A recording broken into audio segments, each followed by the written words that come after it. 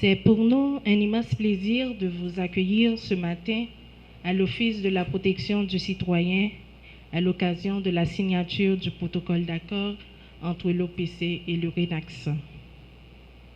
D'entrée de jeu, je dois présenter les excuses du protecteur du citoyen, Dr Renaï Deauville, empêché par d'autres obligations professionnelles. C'est pourquoi je suis chargée de prendre la parole en son nom dans le cadre de cet événement combien significatif pour les deux institutions.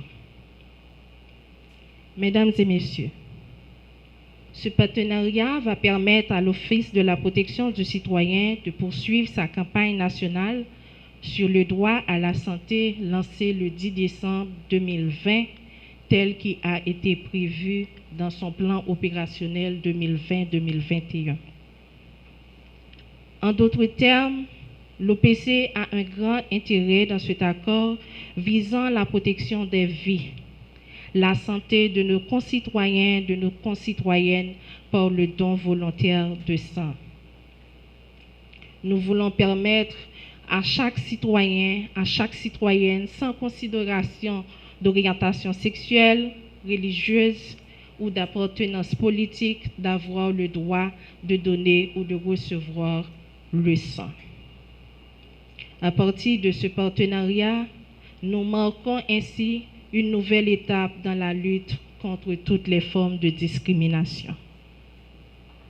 Mesdames et messieurs, la grande famille de l'OPC s'agrandit en accueillant dans son sein le RENACSA, cet organisme à but non lucratif travaillant depuis 5 ans pour redonner espoir à celles et ceux qui peinaient dans la quête d'une pochette de sang pour leurs proches, leurs amis ou pour eux-mêmes. À partir d'aujourd'hui, le RENACSA peut compter sur l'OPC tel que mentionné dans le protocole d'accord pour réaliser conjointement les activités de sensibilisation, de formation, de consultation et de toute autre initiative de nature à sauver des vies par le don volontaire du sang, tant au niveau de la capitale que dans les villes de province à travers les présences territoriales. Mesdames et messieurs, le groupe des personnes de registre négatif sont minoritaires à travers le monde. D'ailleurs, j'appartiens à ce groupe. Étant que minoritaire, ce groupe exige une attention toute particulière.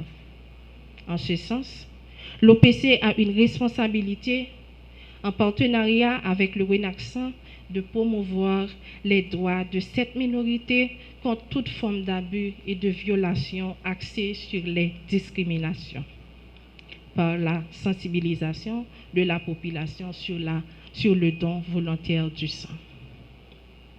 Madame Isarak Nancy Lenné, vous êtes le symbole d'une grande sœur, d'une maman.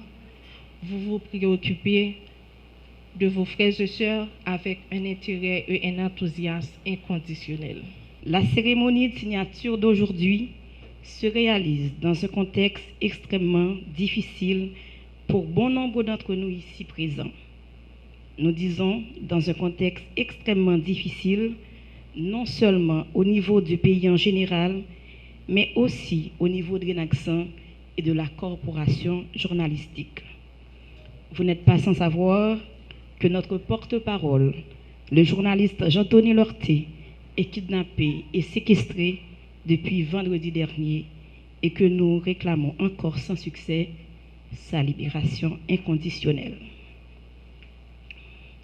En effet, la problématique de la transfusion sanguine en Haïti s'avère bien plus compliquée que nous l'avions imaginé lorsque nous avons pris la décision de créer cette structure en 2017.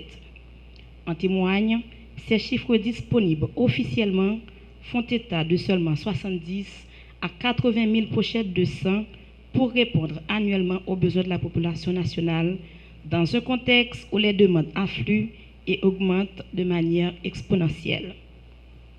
Dans cette exposition quasi générale de la population, il importe de mentionner une catégorie encore plus vulnérable. Il s'agit des personnes de groupe sanguin de rhésus négatif, comme moi et comme la directrice ici présente.